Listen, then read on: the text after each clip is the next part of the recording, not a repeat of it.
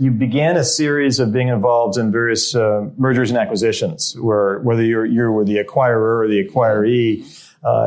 Tell me a bit about that experience, because you're the chief marketing officer at one point of one of the organizations. Yeah, but what I noticed over time was that cultures were different. And when I saw a couple of mergers that didn't work well because the cultures were infighting after the close of the deals, it got me interested in, is there a best culture?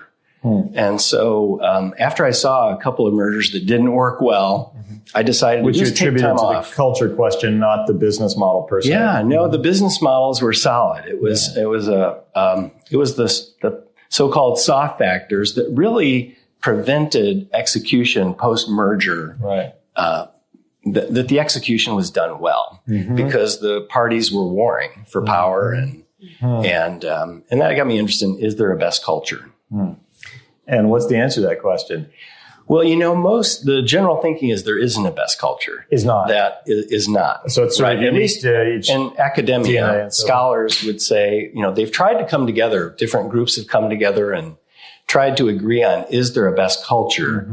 And haven't really been able to agree. But there are two general trends that are happening. One is that organizations are really best thought of as a complex web of relationships up and down the hierarchy and across the hierarchy. And they really need to be assessed using more modern tools like chaos theory, complexity theory. That's one general trend. The other is that there's a moral element to leadership, and the leaders in the organizations that care about people, in addition to caring about results, are the most effective long term. And so the research we did, we came to that same conclusion, but we were less involved in the scholarship side and more involved in the practice side and just seeing what the most effective leaders were doing. The route we took was to start with organizations that we knew were effective. Okay. And then start peeling the layers of the onion back.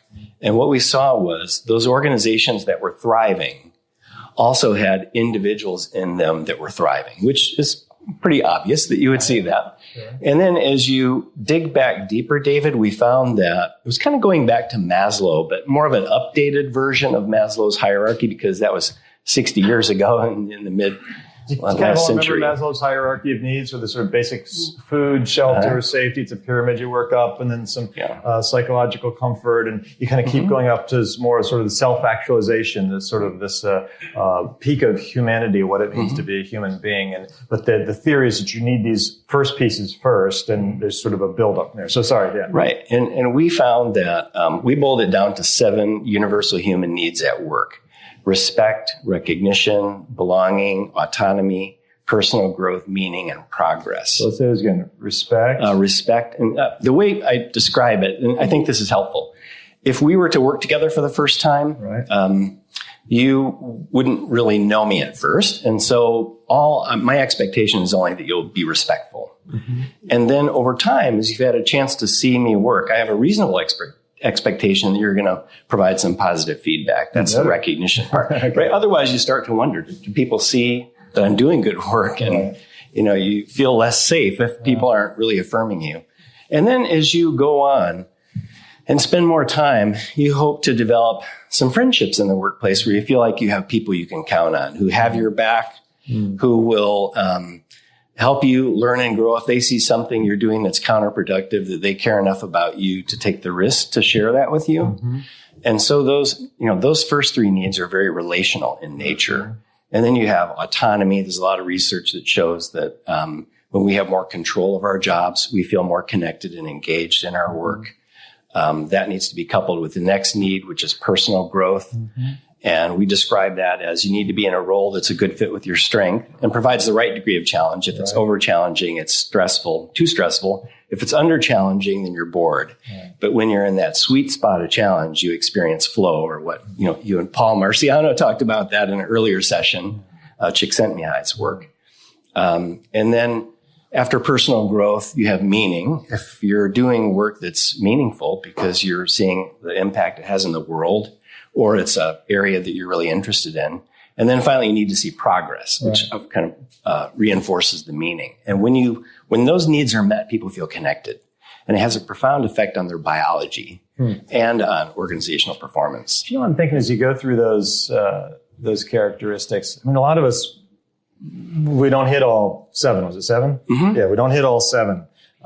And some jobs we're all overeducated in this room, and we've got opportunities that if you're in a small coal town in central Pennsylvania, you're not going to have. And you kind of take the only job in town and you try and take care of your family. Or those of us who are in high-powered jobs, there's many times people don't feel meaning in their work. I mean, do you ever think about that biblically or theologically of how do I find meaning in my work when I don't see it? And yet I'm still doing something honorable. I'm taking care of my family. Do you think about that?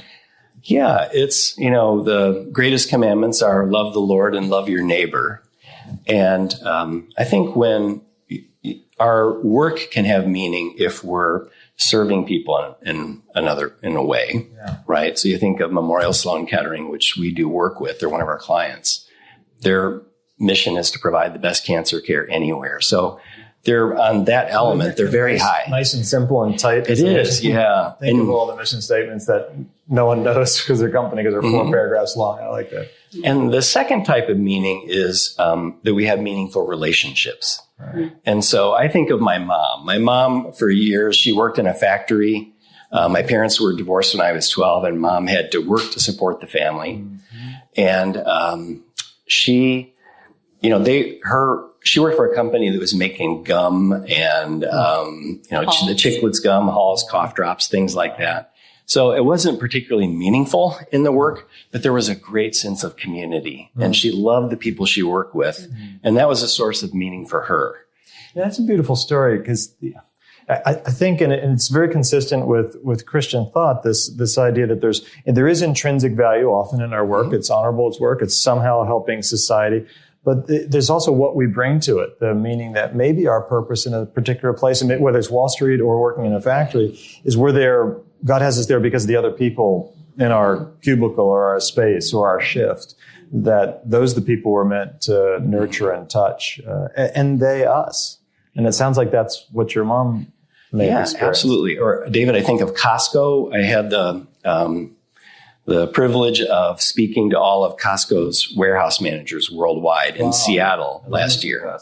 Yeah, and I noticed you're having Carla Harris. She followed me the following year. And I'm glad she was there after I was there. She's a tough act to follow. Yes. So Costco is a great example of this. I was talking to Jim Senegal, who's one of the surviving co-founder and longtime CEO. And I asked him, Jim, how do you describe your culture? And he kind of caught me by surprise because he said, we describe the culture as do the right thing.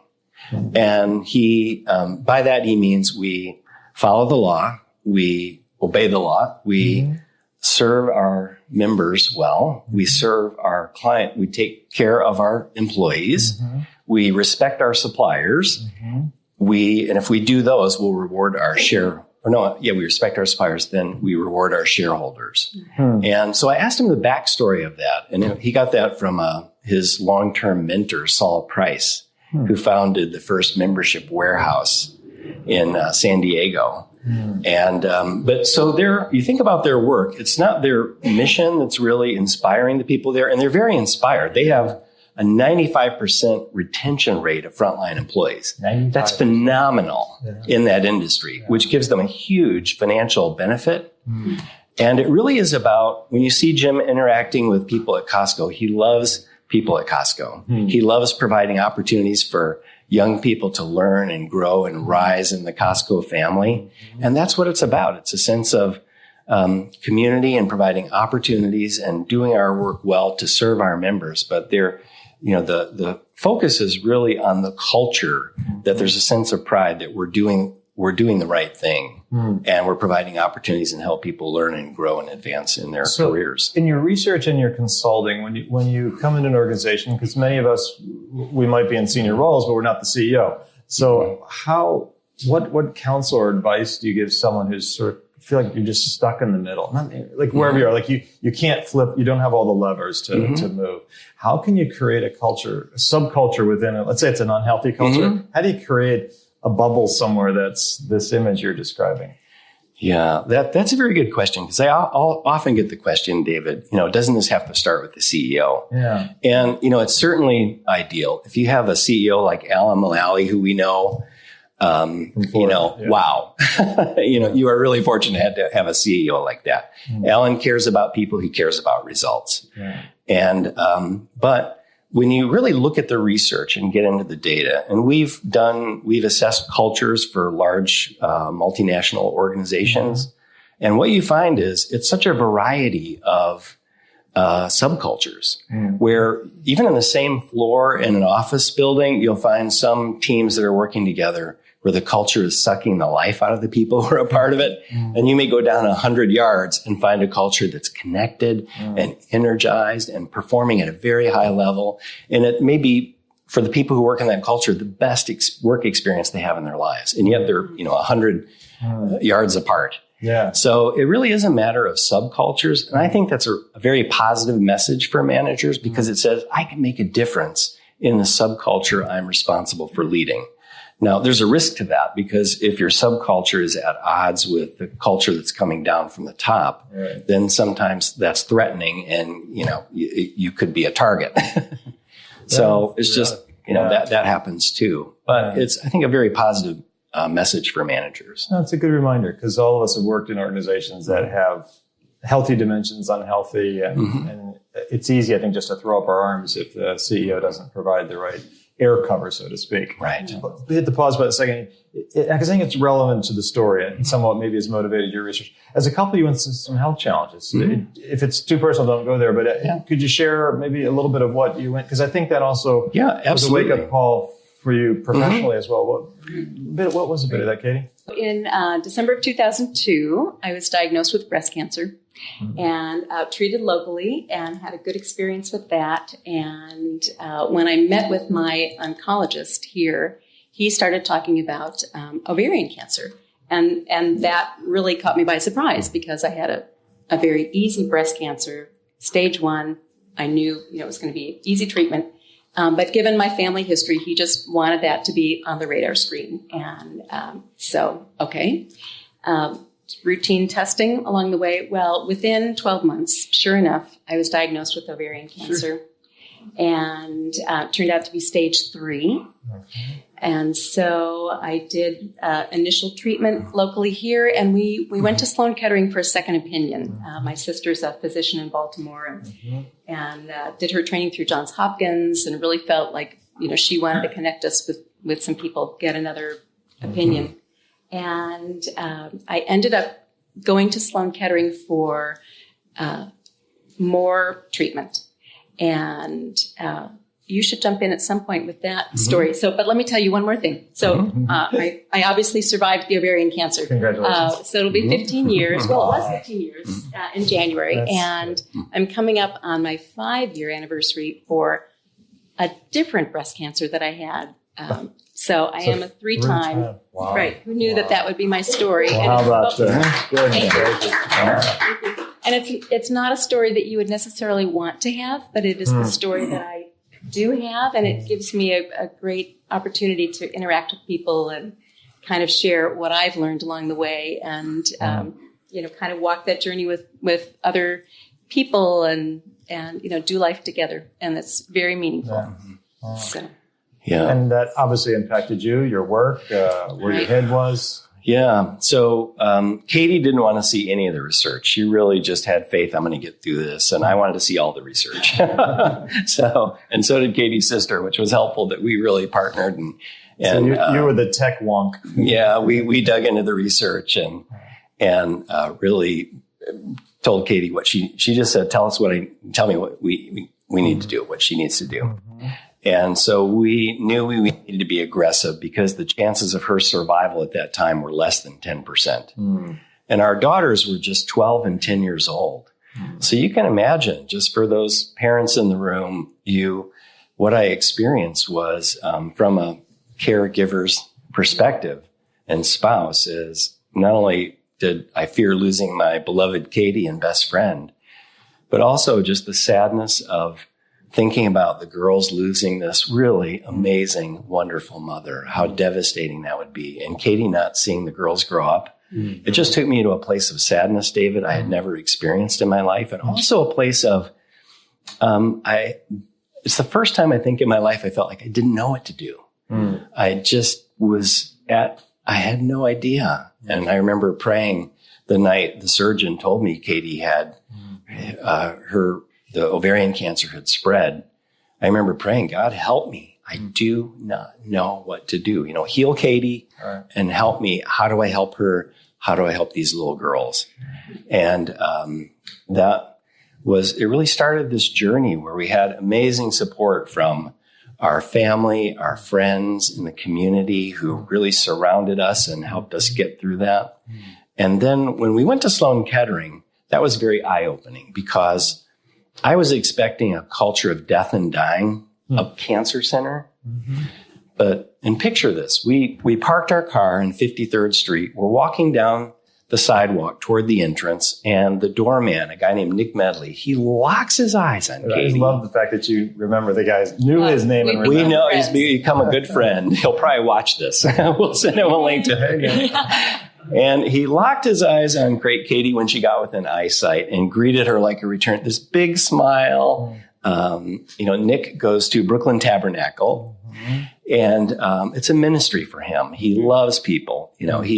If you stand in the lobby at Sloan Kettering, literally there are people coming in off the street to get hugs from Nick. And sometimes there's a line. And the staff and physicians will say he makes a huge difference to help them through difficult losses. And the security, I remember we walked in the lobby, the woman in the lobby was called everyone honey, which is also very unusual in Manhattan. You don't see these things. And the security people, the administrative people were helpful and friendly. We met our oncologist, Dr. Marty Hensley. She spent an hour with us answering our questions, educating us about the treatment options. And by the end of the day, I had two reactions. Number one, I had done the research and I knew this was one of the best groups to treat advanced ovarian cancer because they were published. They were seeing patients from all around the world. But I had a second reaction I wasn't ready for, and that was, this is not a culture of death and dying. It's a culture of life and living. Which connects us to your concepts about connection, doesn't it? Exactly. So now and let's connected to the research. Pull these pieces together of connection, disconnection, which is what you're playing with throughout this. And indifference, I think, is the third thing you say. What is that? Yeah. Katie, do you want to talk about the culture? So you asked earlier on, is there a best culture? Yeah. And Mike said, people say no. But we would like to say yes. Best culture. And here it is in this book. So what is it about culture? Well, think about your own work experiences. And were there times when you felt drawn in and connected to the people around you? So cultures are going to do one of two things. They're either going to pull you in, connect you, or they're going to push you away. They're going to be disconnecting. And if you're in a culture that is disconnecting, why is that? Well, chances are is the people around you, perhaps manager, leader, who are controlling, or they're indifferent to you. And when you're in a culture that is controlling, how does that make you feel? Well, micromanaged, hyper-criticized. You're getting that bad dog, whether it's actual shaking finger or just you're feeling it. Experience, yeah. And if you're in a culture that is indifferent to you, you feel like a means to an end. Does anybody really care that I'm here? There's so much pressure to get things done. And you feel left out and lonely, pushed to the side. I wonder if indifference is even worse than disconnected in a way. Yeah, we would say, yeah, right. And if you're in a culture that's disconnecting, it's quite likely that you are going to kind of pull back, put your head down, do just enough to keep your paycheck coming, and perhaps you have offered an idea and it was shot down, or it was like, oh, great, no. You can feel that the person asked for your opinion, but they really didn't actually want your opinion. So you learn to kind of self-protect and pull back. And when you're doing that, and other people around you are doing that, you aren't possibly going to be able to bring your best work. So we would say you want to be in a culture that is connecting you. And the book goes into, we talk about what makes a culture connecting. Right. What are those elements that should be there? And it's really how we treat one another. A lot of it is common sense, but not as common as it should be, especially in our workplaces. Well, in a way, we were talking earlier about this funny little book here called The Bible, and it talks a lot about how to treat people, doesn't it? And I'm always struck by one of the things that Jesus said, which is unique, I think, amongst the different religious traditions out there, that we're even supposed to pray for our enemies. Mm-hmm. So not only are we supposed to treat our kith and kin well, our family, our friends, our coworkers, but even that son of a gun that we hate or who's out to shaft us in our career or our enemies. It's an extraordinary concept. So it kind of plays to what you're saying. So I think one of these questions that we ask as a group is how does this book come alive? And one of the ways is how we treat people, even if they push every button we own, and even if they drive us nuts. How do we treat them in a connected way, in a respectful way, a kind way? Just struck by that. Yeah. I'm glad you said that, David, that just you brought up the greatest commandment and love, that we're commanded to love even our enemies. Yeah. And as we've spent time with interacting with Alan Mullally and Admiral Vern Clark and Francis Hesselbein and Jim Sinegal and others, and we get in, the next book we're working on is really digging deeper to understand how did they develop such an amazing ability to connect with people, because you see that they care about people and they're such natural connectors that builds trust quickly. Yeah. And so we'll get into their family life, in some cases into their faith. Mm-hmm. And, it seems like there are two paths. One is they've gone through a period of suffering that's changed them. I think if you've studied Pope Francis, he's a really interesting example of this, because he, after the dirty wars that he experienced, and just thousands of people disappearing off the streets and being murdered and tortured, he was a more authoritarian leader. He made some decisions that probably contributed to a couple of priests being tortured. Then I don't think it was intentional on his part, but I think in hindsight he realized that his actions that were unilateral without really consulting others and thinking through, some bad things happened as that he contributed to that in an indirect way. And so the Franciscan order pulled him out of his position as archbishop and isolated him for 2 years, I think 400 miles away from Buenos Aires. And that was a period of suffering that he went through. But he came out a changed leader. And if you really study him today, he's trying to change the Catholic Church. He's trying to clean up the areas of darkness. He's trying to lead by example, like his namesake, right? To really love people, irrespective of their faith or lack thereof. And so you see him washing the feet and kissing the feet of prisoners. So he's a great example of a leader who's done that. And the other way, if you haven't gone through suffering, we just find that there are some leaders who come from such loving families. Admiral Vern Clark, his dad was a pastor. That's, his dad had such an effect on him. And he is so natural at being able to love sailors and their families. Or Alan Mullally says that he learned from his family that to love and be loved is the most important thing in life. And he's another a leader who really connects with people. He grew up in that family culture that made it easy for him to love people. It's a reminder that sometimes in the cut and thrust of the competitive world that most of us are in, and by the way, even academia is full of competitiveness and small-mindedness and petty things. So it's not the idyllic. And the church is sometimes the same way too. But to use words like love, and you talk about empathy, that these quote-unquote soft words are sometimes the strongest words to use in a corporate setting. But I wanted to ask one more thing, and it before we do that, and it ties into the issue of connectedness. The New York Times had an article about a year or so ago that caught my attention, and some of you may have read it or seen other articles that are starting to appear in various general press and magazines and newspapers. And it's referred to as the loneliness epidemic. And even using the word epidemic, like I think of like a mosquito-borne illness as an epidemic or something like that, or illnesses. But loneliness as an epidemic, how you're thinking some about that? It's embedded in some of your research. If I feel disconnected or indifferent, could you share a bit about that? Is it really an epidemic, or is it just media hype?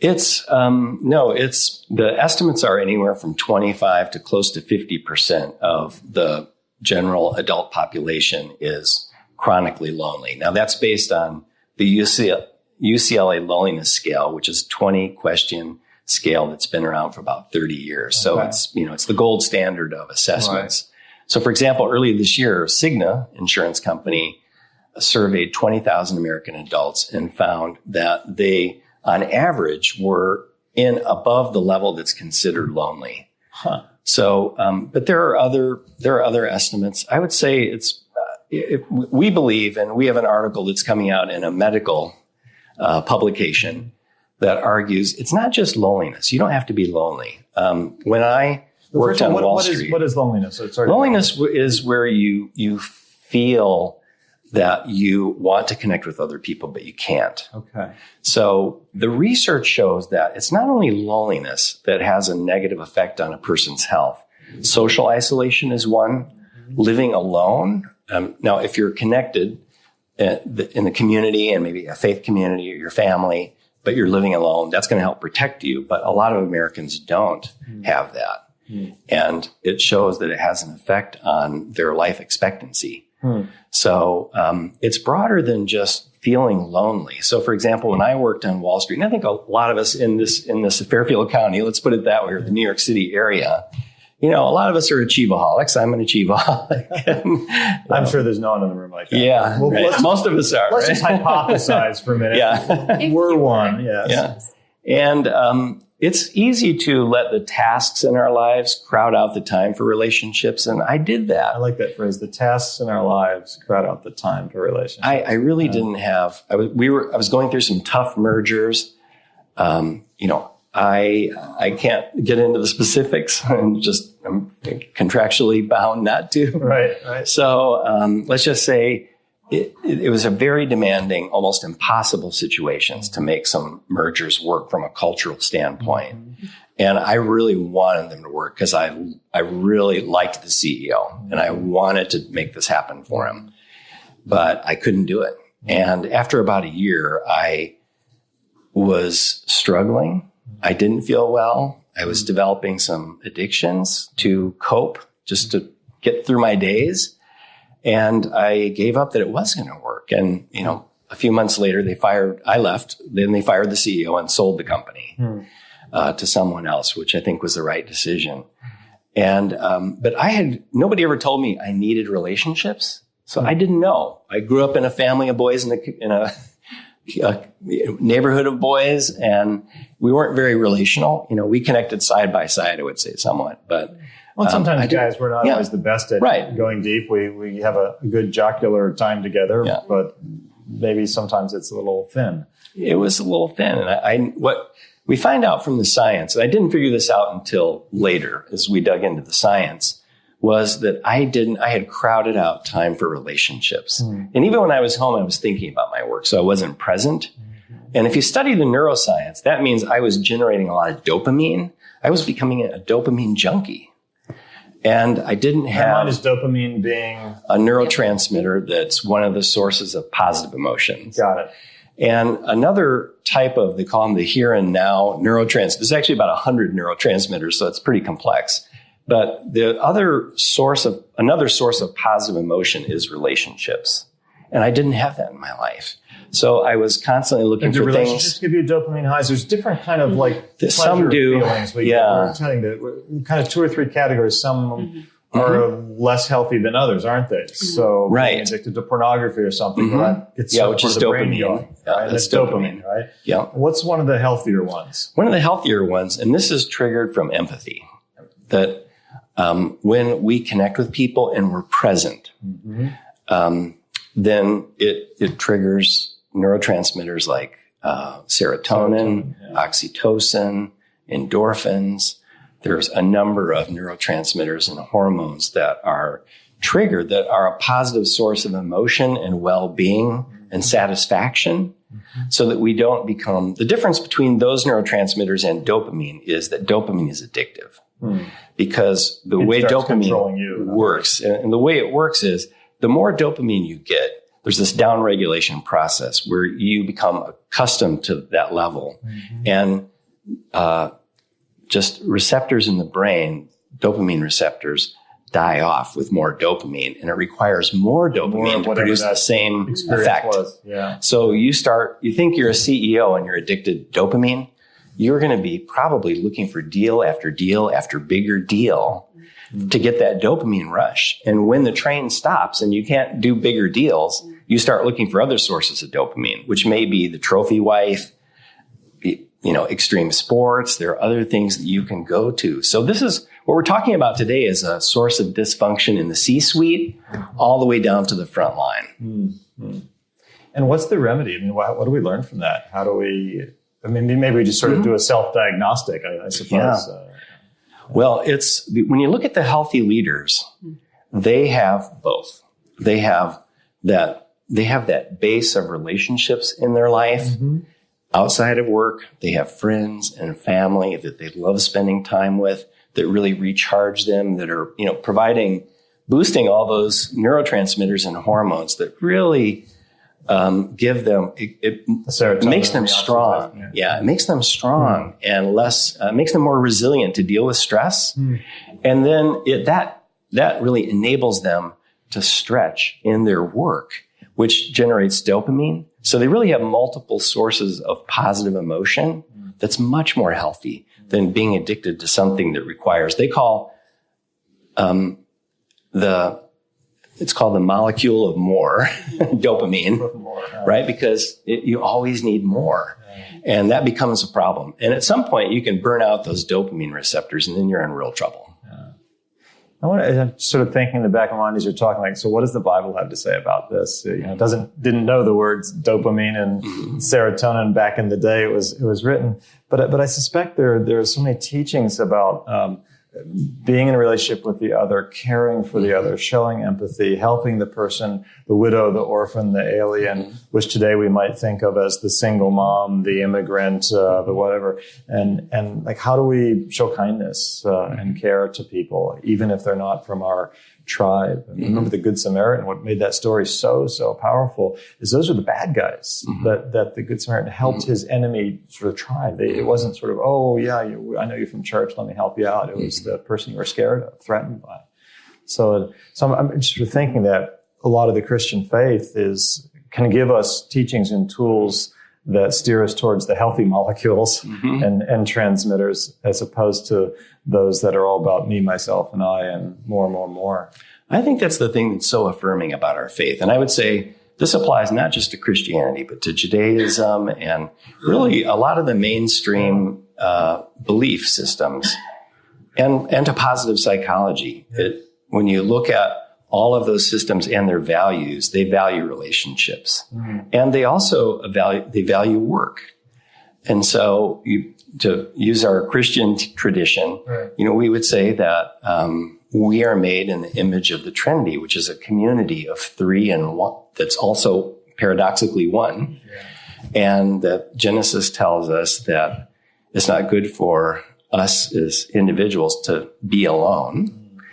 And then when you go all the way through the Bible, you do see, if you're looking for it, you see example after example of leaders who try to go their own way, which means they're alone. And it leads to, think of King David as a great example. And when they're connected to the Lord and to each other, which I think is a cross, I think of it that way, that's when they stay in the Lord's will and they're, serving others. They're changing their world, but they're also, living up to the Shema, to love the Lord, to love our neighbors.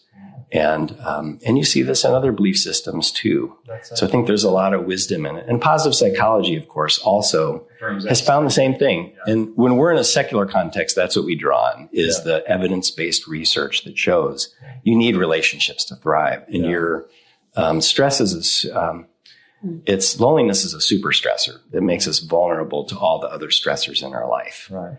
And bad things happen when we don't have that connection to protect us.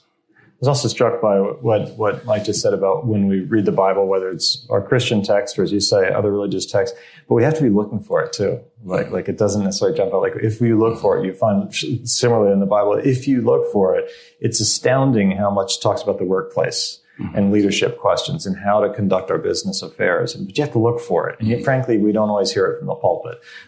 We hear different messages. So let me pause and open up to questions. I've got 1,000 still myself, but what's on people's minds as you're listening to this? And whether about the research or experience, I'd love to open up the mic.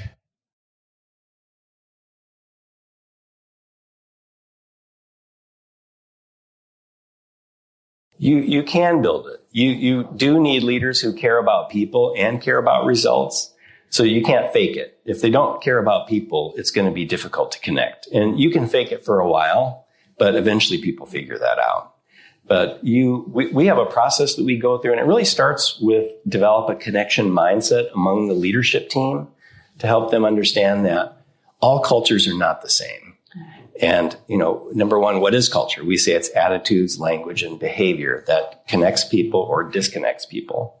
And then we help them understand, and also out of their own life experiences, we like to hear, how about your work experiences? When did you feel connected? We just did this recently for a healthcare technology startup with the whole senior management team around a long dinner. And it was great because everybody talked and everybody told their stories about working on a connected team and at times feeling left out or lonely or just being part of a dysfunctional team. So we help them process that through the lens of their own experiences, and then get into, what should the values be to create a connection culture? What attitudes, what language, what behaviors might be relevant given the context of what they're doing?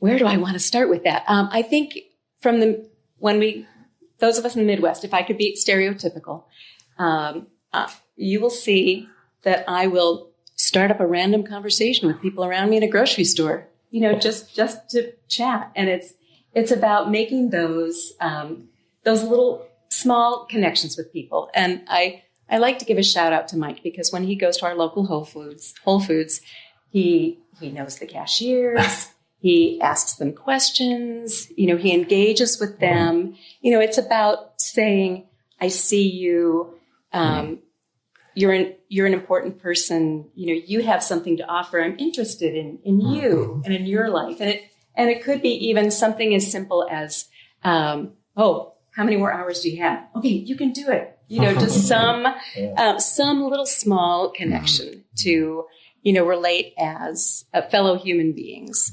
So I think we, because we grew up having that just naturally around us, we're more likely to do that. I remember when we moved here in 1999, and I called the plumbers about something for our old house.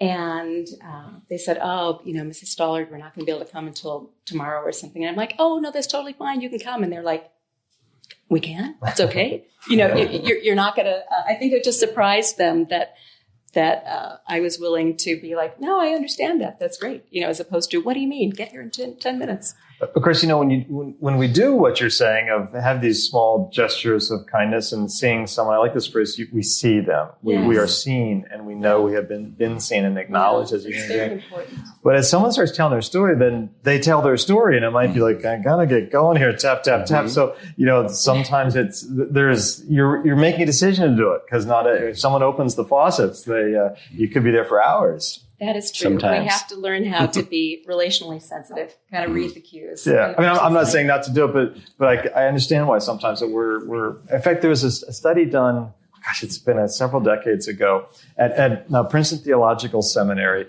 that it was set up. I don't know that you could do it today with sort of human subjects if the review board would have approved it, but some of you may know the story.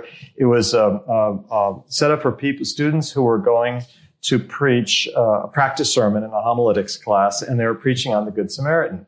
And so the students were, as always, just getting to class just the moment before the bell rings and they start. But the thing was, they set up someone to be obviously in pain and suffering, laying on the side of the road, right, going into Stewart Hall in the classroom. And all of these young future clergy just like, they went right in because they were late and they had to give their sermon on the Good Samaritan, why there's this suffering person right in front, walked right by them. So now I wonder if you had done that at Luther Seminary in St. Paul or a different part of the country, if we would have gotten a different reaction. But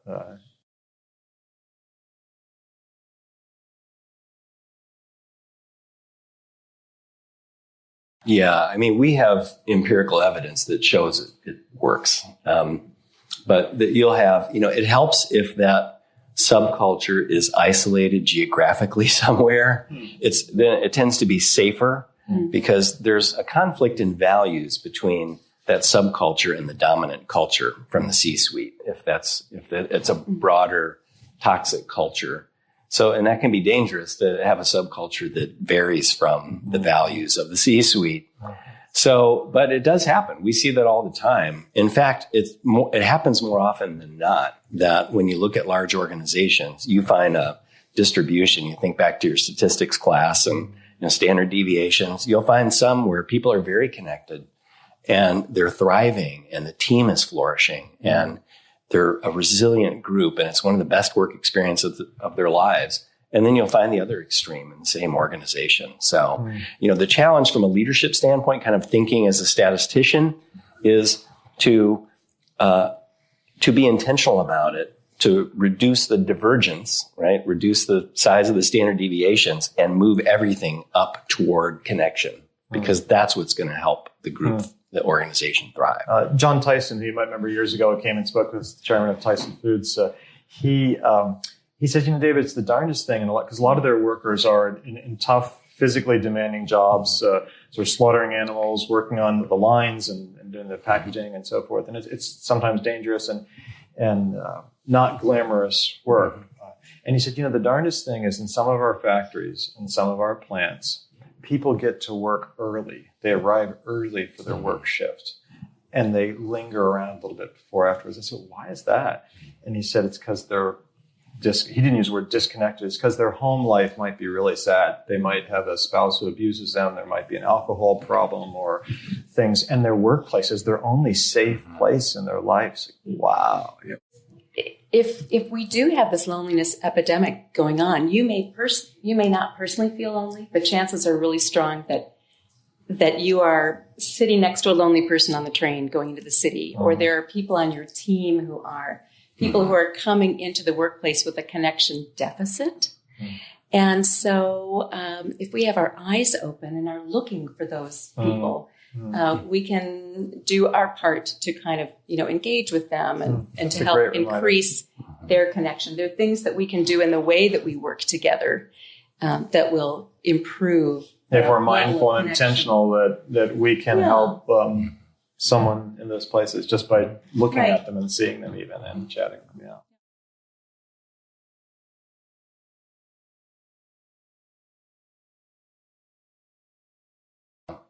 More often than not, it doesn't. Yeah. So if you were to look at the values of some organizations that have been in the news for major corruption, it looks like the values of most organizations. Integrity. Yeah, right. Yeah. It has, we care about our people. But it wasn't true. And no, certainly there are people in that culture who did. Right. But the dominant culture was not one that lived up to its values. So when we do work with organizations early on, and we're working with some pretty young companies now, we ask them to don't start with your values, actually start with what kind of culture you want and what business you're in and your own personal experiences. And then let's work back. We know that a culture of connection is what's going to help you thrive. I mean, we can spend we could spend an entire day on the research to support that. And we work with NASA, which, we work with the engineering section at NASA Johnson Space Center. We'll spend a half a day on the research until they say, uncle, they give up. That, yes, relationships matter. And so once they start with that, then we can back up and try to figure out what values are really important to create a connection culture in their context, whether it's a law firm or a startup technology company. Yeah. That question reminds me back to John Tyson again. He several years ago asked me they did a major acquisition of a company with a very different culture than the old Tyson Foods, the poultry side. They were going into beef and pork, and he wanted to reduce it to finally state the culture, which had always just sort of been understood, this family company and all, and now it's massive. And so I said, well, John, what do you think the values should be? So he writes down, we're this, we're that, we're this, we're that. He said, what do you think, David? And I said, and he wouldn't mind me saying this. I said, well, Johnny, you're not. You're not any of those things. Every day something's going wrong. And what we landed on is, it was a really fascinating exercise. He said, you make a good point. If we want to have any credibility when we say this to our employees, we can't be telling them, it's your point of the internal, external. And so they added in language, that we strive to be this. We strive to be that. We strive this. And that landed so well with the employees because it acknowledged that they weren't always those things, but that's where they were trying to go, this aspirational direction. And just those words, we strive, I thought was the most honest and encouraging thing. Amazing. I think that's great. Yeah, because we're imperfect people. Yeah. We're all starting right here, all of us. Front of the row. Yeah.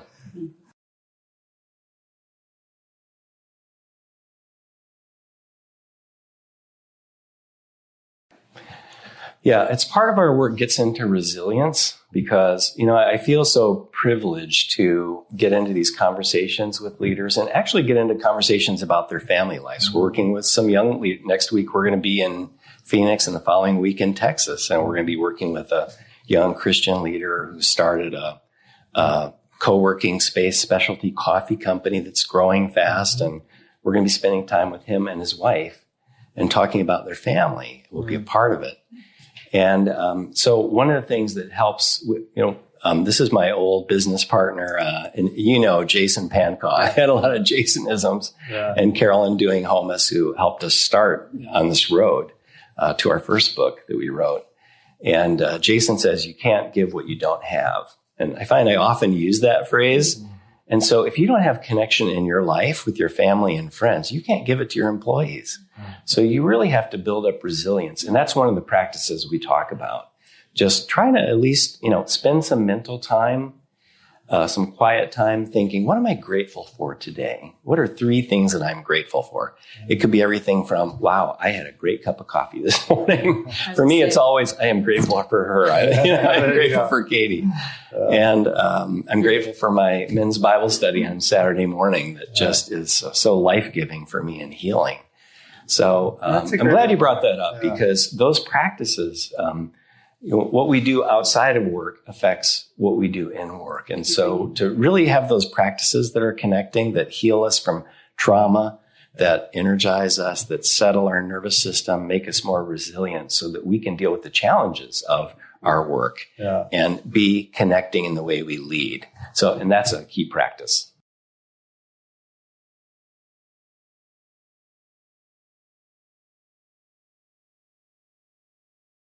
It's a good question because we do a lot in healthcare and we've worked at NASA. And as consumers, we want perfection. Right. I want perfection. Failure is not an option. And some of these, you think of nuclear power plants. And so you have to assume people will make mistakes and you have to build fail safes into the system to catch those things. And so, I think you can design it from an operational standpoint, assuming that there are going to be mistakes that are made. But we do know that. So, for example, and there's been quite a bit of research in healthcare. Johns Hopkins did some work studying at heart surgery in the operating room, and they developed a checklist. And one of the things on the checklist was that every member of the surgery team, nurses, anesthesiologists, everyone, high status from the surgeon to the low status, that they introduced themselves by name, what their responsibility was on the team, and if they had any expectations of things that may potentially go wrong so that they were prepared for that. And they found that just that little time of connecting before the surgery made it more likely that the low power people on the team, the low status people, that they would speak up if they saw something happening that was not right. And it prevented medical errors from happening. Because often someone in the room knows what is going on, and they're afraid for any number They're of reasons. afraid to challenge the surgeon. And so you have to build those things into the operating system so that you have fail-safes and backups, assuming that some errors are going to happen. And you can reduce it by being intentional in the way that you design the process. And that's what NASA is so great at. They assume failure. And what happens if there is going to be failure? What do we do next? And it's designed in, so they know what they're going to do next. In these industries where we really need perfection, we have to recognize the stress that is involved in being that perfect pilot, being that surgeon, being that person who has to perform, and make sure that there is relational health around that person, so that they aren't crippled by that expectation and trying to present this. I've got it all together. I've got it. I'm good. Don't talk to me. I'm an expert. So, all right, help me finish that sentence. But I think that just recognition that if you don't have that relationship excellence to pair with that task excellence, there is going to be this dysfunction. So the relational excellence piece is so critical for there to be lasting and sustainable performance. If it's only task and the pressure of that and then go of that, it's not sustainable. But that's a wonderful way to land the plane, if you will, our time together of task excellence, because we are supposed to do our jobs well. But relational excellence, we tend not to think about or be as rewarded. And I'd like to offer the idea that our faith can help us in both of those, but particularly in the relational excellence. So with that, how about an amazing applause and word of thanks for you both. Please consider supporting GLF video production and podcasts so we can continue to bring content focused on how faith inspires greatness in business. A donation of $5 per month will help 500 people see this video. $10 per month can reach 1,000. Larger regular gifts will go to cover our production costs. Studies show that values and ethics will help businesses thrive. So your gift will be multiplied potentially by helping thousands of business people be encouraged in their faith and work. Click the link in the description to go to our donation page. Thank you.